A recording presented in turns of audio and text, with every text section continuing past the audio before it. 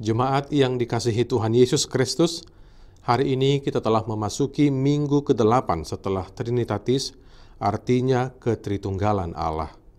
Marilah kita memasuki persekutuan yang kudus dengan Tuhan, kita menyembah dan memuji namanya, kita bernyanyi dari buku Ende nomor 4 ayat 1, Sai Puji Depata.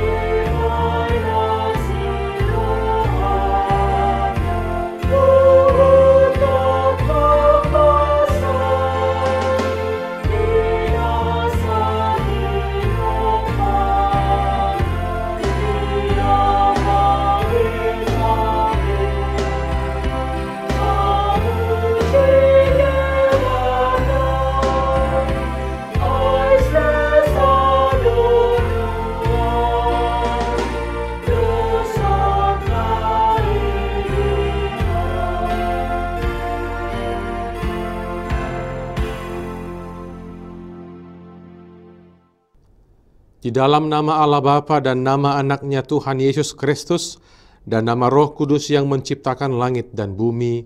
Amin. Sebab firman Allah hidup dan kuat dan lebih tajam daripada pedang bermata dua manapun. Ia menusuk amat dalam sampai memisahkan jiwa dan roh, sendi-sendi dan sumsum. Ia sanggup membedakan pertimbangan dan pikiran hati kita. Haleluya.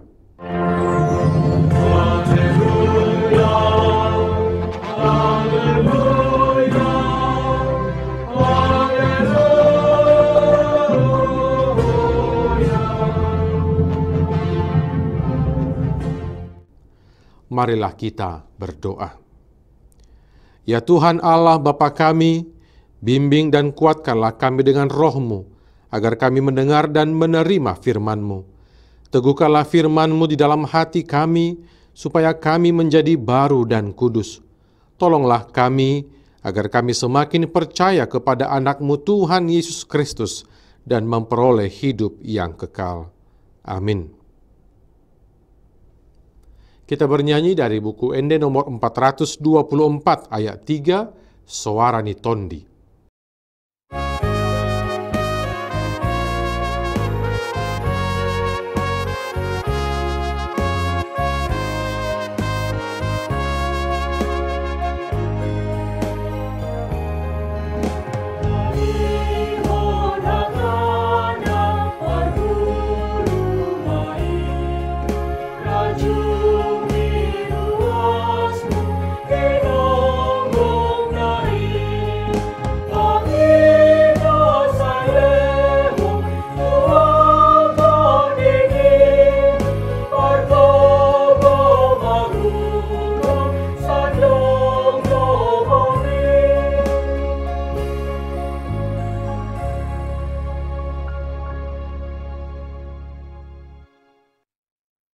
Dengarkanlah hukum Tuhan pada hari Minggu ini, yaitu hukum ketiga dan maksudnya.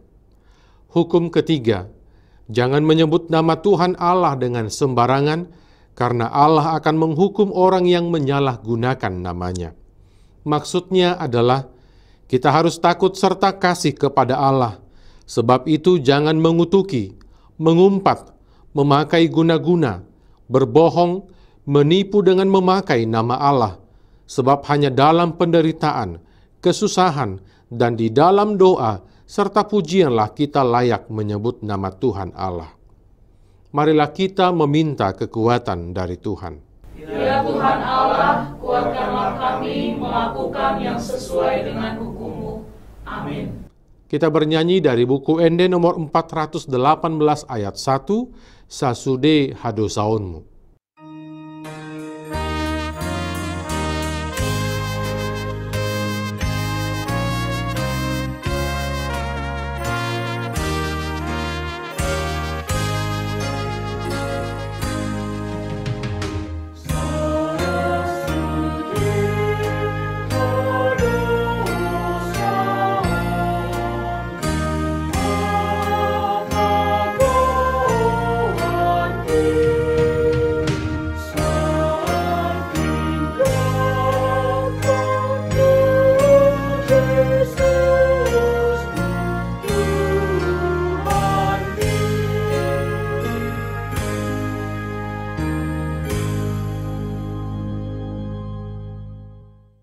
Marilah kita mengaku dosa-dosa kita di hadapan Tuhan, kita berdoa.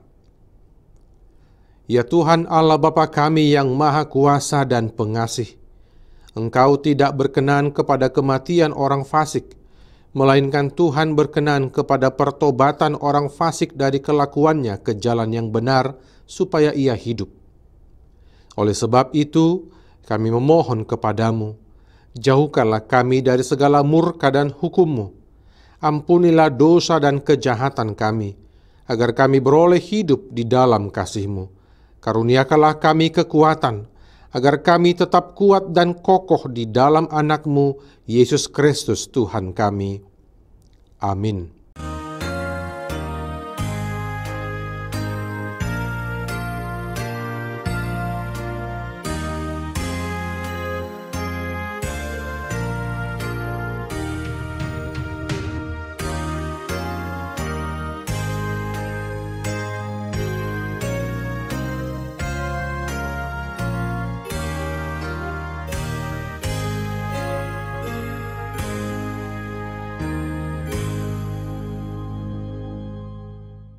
Janji Allah akan keampunan dosa kita.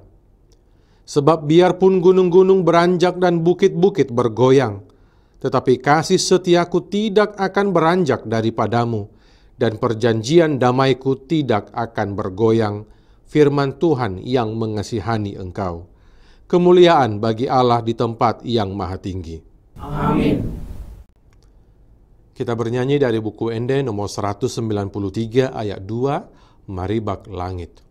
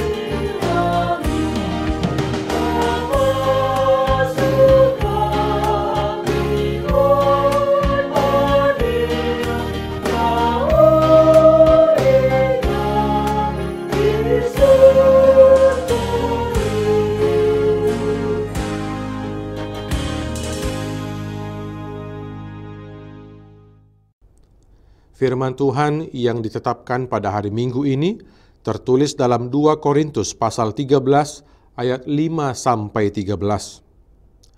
Ujilah dirimu sendiri, apakah kamu tetap tegak di dalam iman.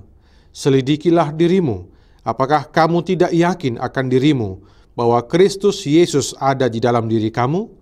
Sebab jika tidak demikian, kamu tidak tahan uji.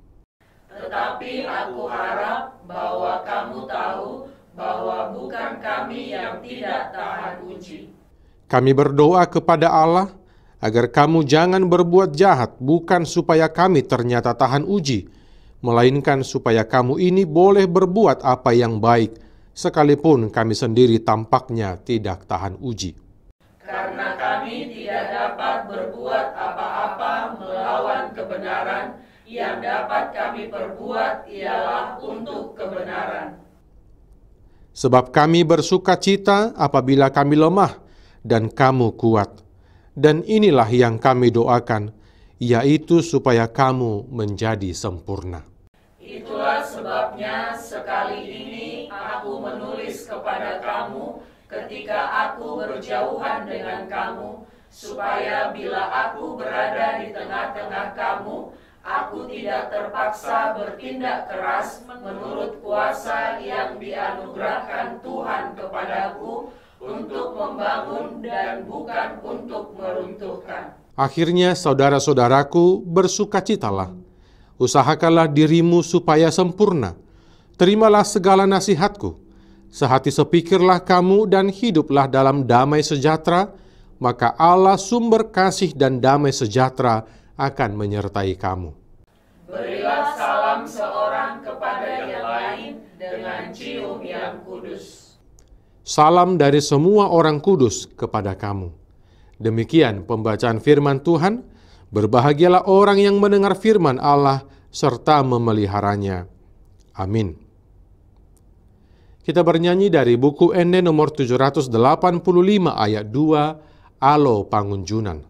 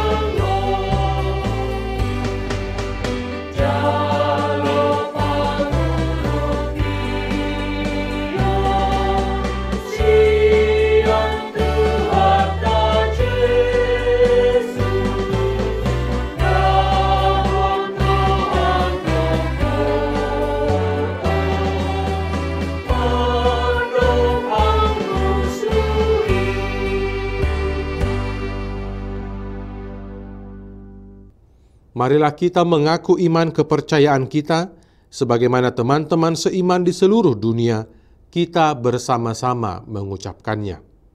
Aku percaya kepada Allah, Bapa yang Maha Kuasa, Khalik langit dan bumi.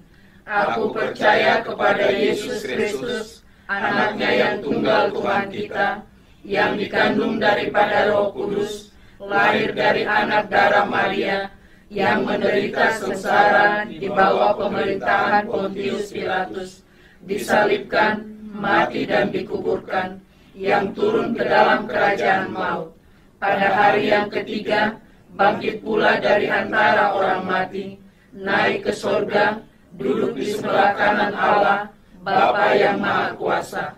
Dari sana akan datang kelak untuk menghakimi orang yang hidup dan yang mati. Aku percaya kepada Roh Kudus dan adanya satu gereja yang kudus dan am, persekutuan orang kudus, pengampunan dosa, kebangkitan daging, dan hidup yang kekal. Amin. Kita akan mengumpulkan persembahan 1A dan 1B dengan bernyanyi dari buku Ende nomor 128 ayat 1 di tanda Debatatta, dan kita persiapkan hati dan pikiran kita untuk mendengarkan firman Tuhan.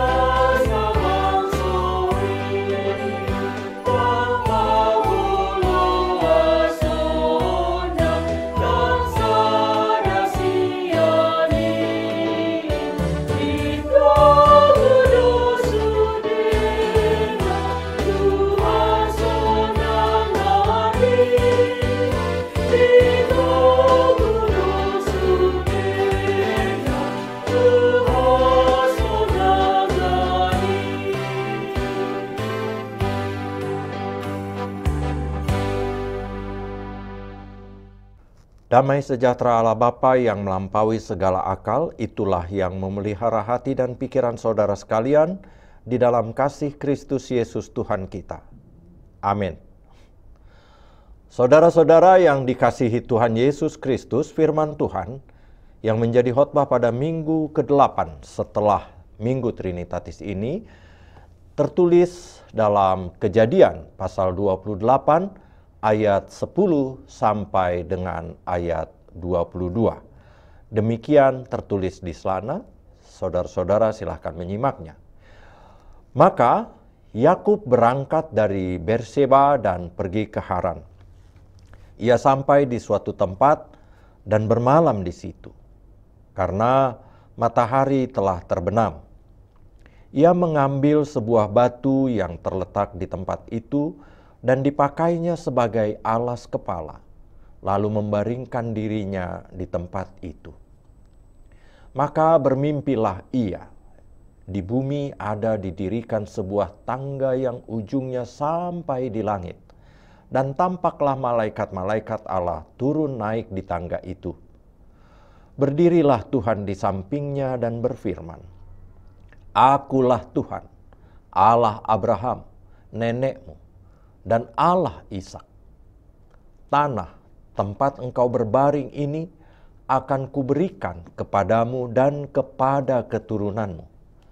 Keturunanmu akan menjadi seperti debu tanah banyaknya. Dan engkau akan mengembang ke sebelah timur, barat, utara, dan selatan. Dan olehmu, serta keturunanmu semua, kaum di muka bumi akan mendapat berkat. Sesungguhnya, aku menyertai engkau, dan aku akan melindungi engkau, kemanapun engkau pergi. Dan aku akan membawa engkau kembali ke negeri ini. Sebab aku tidak akan meninggalkan engkau, melainkan tetap melakukan apa yang kujanjikan kepadamu. Ketika Yakub bangun dari tidurnya, berkatalah ia, Sesungguhnya Tuhan ada di tempat ini, dan aku tidak mengetahuinya. Ia takut dan berkata, Alangkah dahsyatnya tempat ini. Ini tidak lain dari rumah Allah. Ini pintu gerbang surga. Keesokan harinya pagi-pagi, Yakub mengambil batu yang dipakainya sebagai alas kepala dan mendirikan itu menjadi tugu dan menuang minyak ke atasnya. Ia menamai tempat itu Betel. Dahulu nama kota itu Luz. Lalu bernazarlah Yakub, jika Allah akan menyertai dan akan melindungi aku di jalan yang kutempuh ini, memberikan kepadaku roti untuk dimakan dan pakaian untuk dipakai, sehingga aku selamat kembali ke rumah ayahku, maka Tuhan akan menjadi Allahku, dan batu yang kudirikan sebagai tugu ini akan menjadi rumah Allah. Dari segala sesuatu yang engkau berikan kepadaku, akan selalu kupersembahkan 1/10 kepadamu. Demikian kabar baik.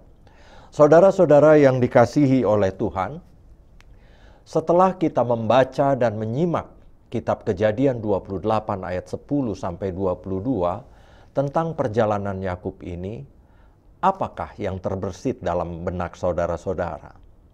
Karena saya sendiri tergelitik untuk mempertanyakan demikian. Yakub yang bersekongkol dengan mamanya menipu Ishak ternyata mendapat doa berkat dari Ishak. Dan seperti bacaan kita tadi, Yakub mendapat penglihatan bahwa Tuhan mendatanginya, berjanji memberi kuasa atas tanah di mana dia berbaring, memberkati, memberi keturunan, serta berkat bagi mereka semua, dan janji untuk menyertainya. Mengapa Tuhan memberkati seorang pendusta, penipu seperti Yakub? Tetapi Tuhan tidak datang kepada saya atau saudara-saudara, apalagi mengaruniakan janji yang luar biasa seperti kepada Yakub. kita tidak merasa memperoleh janji dan diberkati oleh Tuhan. Padahal sebagaimana adanya Yakub yang adalah pendosa, demikian juga saya dan beberapa dari antara kita mungkin yang mengikuti ibadah ini juga pendosa. Pertanyaan-pertanyaan seperti ini seringkali mencobai kita. Sekarang saya akan mengajak saudara-saudara untuk melihat proses yang dilalui oleh Yakub sebagai proses yang sudah atau sedang kita jalani hari ini. Pertama, sebagaimana Yakub berdosa, demikian juga saya dan saudara-saudara adalah orang berdosa. Kita semua, kita sama-sama menjadi orang-orang yang dikasihani dan dilayakkan oleh Tuhan. Bukankah sesungguhnya Tuhan tidak perlu menjumpai dan berfirman kepada kita hari ini di tempat kita masing-masing? Tetapi luasnya kasih Tuhan telah menghapuskan dosa kita di dalam Yesus Sang Juru Selamat. Persoalannya sekarang, percayakah saudara-saudara dengan perbuatan itu telah terjadi di dalam hidupmu? Yang kedua, saudara-saudara, Yakub dalam ayat 16 mengatakan, Tuhan ada di sini dan aku tidak mengetahuinya. Ternyata Tuhan melakukan pekerjaannya tidak hanya di surga yang tinggi itu, dari singgasananya yang mulia itu saja. Melainkan dia hadir juga di padang di mana Yakub meletakkan kepalanya di atas bantal batu. Demikianlah juga Tuhan hadir ke dalam segala aspek kehidupan kita. Dimanapun kita berada, baik berbantal maupun tanpa bantal. Dan saat ini juga Tuhan ada bersama-sama dengan kita. Dan tidak hanya hari Minggu saja. Dan tidak hanya di gereja saja. Melainkan setiap hari dan di mana saja. Sayangnya dan mungkin kita hanya menginginkan Tuhan hadir saat kita butuh saja. Atau saat kita susah. Persis seperti kata orang-orang, kalau sedang susah ngutangnya ke sini, tetapi kalau sedang senang atau punya uang pergi ke seberang. Seperti kata Paulus kepada jemaat Korintus yang menjadi epistel juga hari ini, yaitu 2 Korintus 13 ayat 5 katanya, ujilah dirimu sendiri. Apakah kamu tetap tegak di dalam iman? Selidikilah dirimu. Apakah kamu tidak yakin akan dirimu bahwa Kristus Yesus ada di dalam diri kamu? Sebab jika tidak demikian, kamu tidak tahan uji. Saudara-saudara, akhirnya Yakub mengimani bahwa Tuhan hadir di mana saja dan memberkatinya. Sebagai ungkapan imannya dan sambutannya atas kemurahan hati Tuhan, Yakub membuat tempat itu memiliki arti, memberi makna kepada tempat itu. Bagi dirinya, bagi keturunannya, dan bagi kita semua sekarang. Dia menamainya Bethel. Karena dia percaya bahwa di sanalah rumah Tuhan. Dan Yakub berjanji memberikan 1/10 dari segala sesuatu yang diberikan Tuhan kepadanya. Bukan hanya penghasilannya. Sekarang tibalah waktu kita. Marilah kita melanjutkan kehidupan, kerja dan kesaksian kita masing-masing sebagai anak-anak Tuhan. Jangan khawatir. Tuhan juga ada bersamamu hari ini dan selamanya. Dan Tuhan juga berjanji menyertai, memelihara, dan memberkatimu sebagaimana Tuhan telah menjanjikannya kepada Yakub. setiap saat dan di mana saja.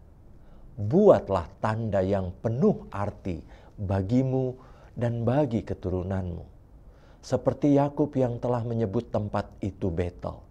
Serta jangan lupa, ketika memberi persepuluhan, berikanlah persepuluhan dari segala pemberian Tuhan kepada hidupmu, bukan persepuluhan dari penghasilanmu.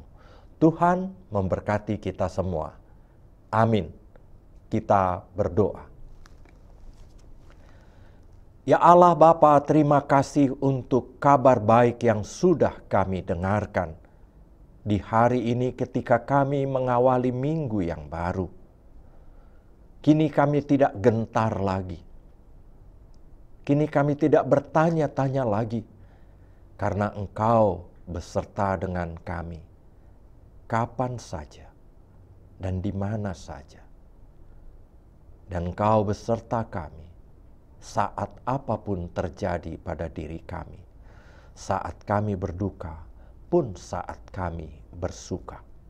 Kiranya kami boleh membuat hidup kami berarti setiap hari, sehingga di dalam kehidupan kami, hidup ini boleh menjadi Betel bagi kami, menjadi rumah Tuhan.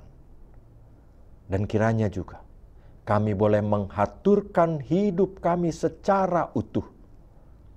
Tubuh ini, diri ini, kekuatan kami, pikiran kami, dan segala yang ada pada diri kami hanya menjadi persembahan untuk kemuliaan nama-Mu. Terpujilah Engkau ya Tuhan, hanya di dalam nama Yesus. Terimalah permohonan kami ini. Kasihanilah kami. Amin. Saudara-saudara, marilah kita ungkapkan syukur kita kepada Tuhan dengan persembahan-persembahan kita. Sambil kita bernyanyi dari buku Ende 485 ayat 1, Dongani au Tuhan.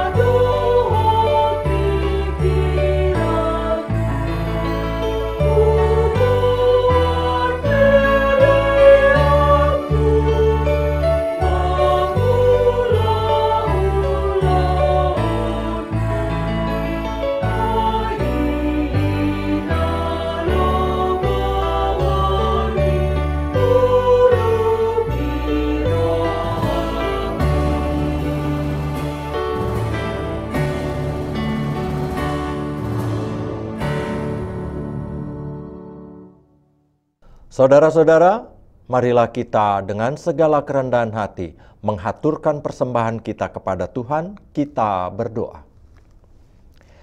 Ya Allah Bapa kami yang di surga, kami mengaku bahwa Tuhan adalah sumber dari segala karunia yang melimpah dalam kehidupan kami masing-masing.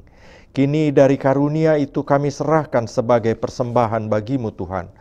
Terima dan berkatilah persembahan umat-Mu ini, agar kami boleh pergunakan untuk pekerjaan dan pelayanan kerajaan Tuhan di dunia ini. Bukalah hati kami untuk mengenal betapa banyak berkat dan karunia yang kami peroleh dari-Mu Tuhan, supaya kami senantiasa bersyukur kepada-Mu di dalam nama Yesus Kristus Tuhan kami. Amin.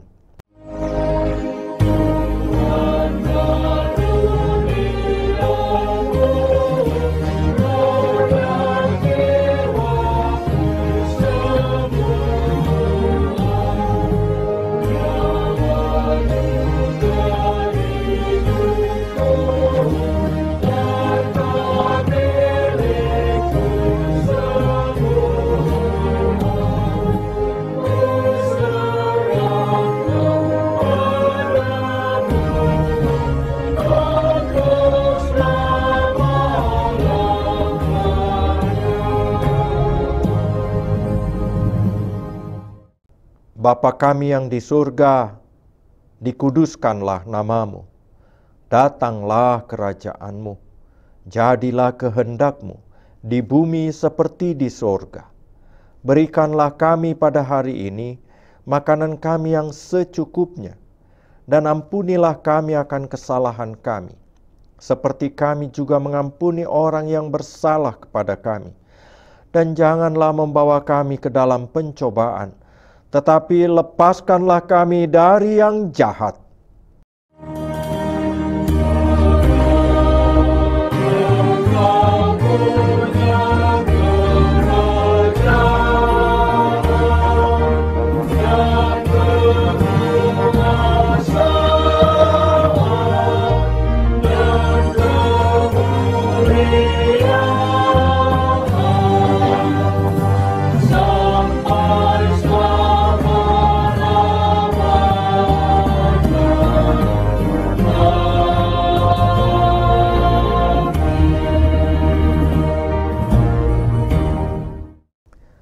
Tuhan memberkati engkau dan melindungi engkau.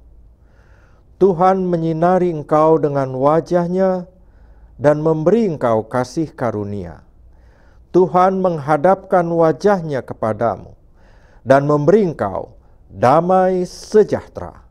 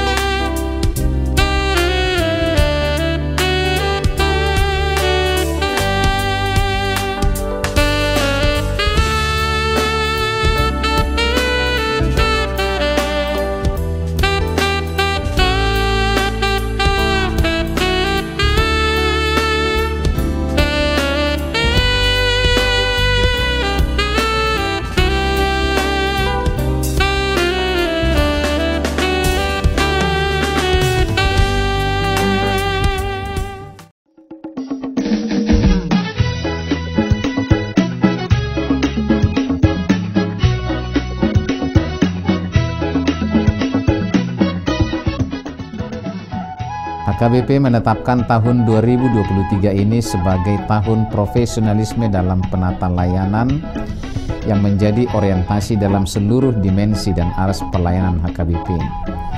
Orientasi pelayanan ini adalah sebagai upaya menunaikan panggilan gereja secara profesional dengan terang tema, kerjakanlah keselamatanmu dengan takut dan gentar, dari Filipi 2 ayat 12, dan subtema mewujudkan penata layanan Hajuara Bagason yang profesional di tengah-tengah gereja dan masyarakat demi pelayanan jemaat dan penata layanan keuangan untuk menjadi gereja lebih mandiri, berkeadilan, bersukacita, dan meneladani Kristus. Untuk mendukung pelaksanaan tema dan subtema itu, HKBP Distrik 8 DKI Jakarta telah membentuk Panitia Tahun Profesionalisme dalam Penata Layanan di HKBP Distrik 8 DKI Jakarta yang akan bertugas menerjemahkan orientasi pelayanan itu melalui program-program unggul dan prioritas demi kualitas pelayanan di segala aras. Program unggulan dan prioritas didesain dalam bentuk pembinaan, pelatihan, pendampingan, hingga penguatan bagi para pelayan tahbisan, pelayan non-tahbisan, dan seluruh warga jemaat. Sehingga melalui program tersebut akan tercipta penata layanan menuju aktivitas gereja yang kokoh dan solid melaksanakan tugas panggilannya dalam dimensi koinonia, marturia, dan diakonia yang penuh dedikasi dan tanggung jawab.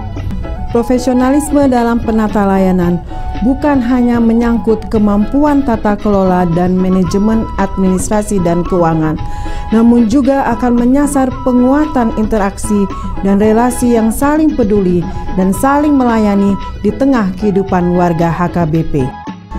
Maka sebagai bagian dari upaya menyukseskan program pelayanan yang akan dilaksanakan pada tahun profesionalisme dalam penata layanan HKBP di Distrik 8 DKI Jakarta, kami mengajak seluruh warga HKBP Distrik 8 DKI Jakarta, para pemerhati dan juga simpatisan untuk memberikan dukungan penuh melalui doa, daya, dan dana sehingga orientasi pelayanan ini berbuah baik demi kemuliaan nama Tuhan. Tuhan Yesus memberkati kita semuanya. Horas, horas, horas.